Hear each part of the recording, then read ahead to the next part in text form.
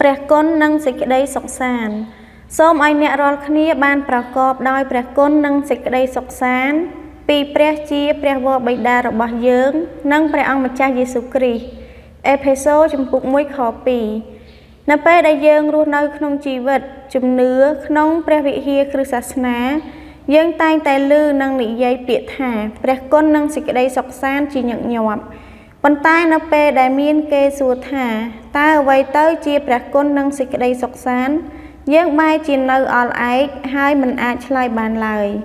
ទោះបីជាយើងប្រើពាក្យទាំងនេះជាប្រចាំក៏ដោយ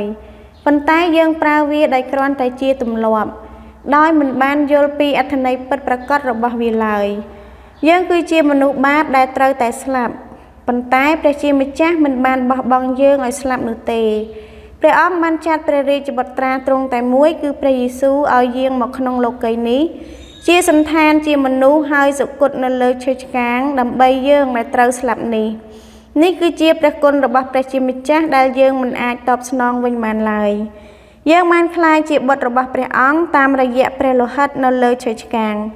ដូច្នេះទោះបីជាស្ថិតក្នុងស្ថានភាពណាក៏ដោយក៏យើងមិនមានការព្រួយបារម្ភឬភ័យខ្លាចឡើយមូលហេតុគឺដោយសារតែព្រះអង្គទ្រង់ដឹកនាំនឹងការពារយើងទាំងនេះហើយគឺជាសេចក្តីសុខសាន្តក្នុងជីវិតរបស់យើងមានព្រះគុណនិងសេចក្តីសុខសាន្តរបស់ព្រះអង្គប៉ុន្តែយើងបែរជាមានការភ័យខ្លាចចំពោះរឿងតូចតាចហាក់ដូចជាគ្មានព្រះគុណនិងសេចក្តីសុខសាន្តតតែសោះយើងខំប្រឹងជំនះក្នុងលោកីយ៍ដ៏លំបាកនេះតែម្នាក់ឯងដូចជាក្មេងកំព្រាដែលគ្មានឪពុកម្ដាយ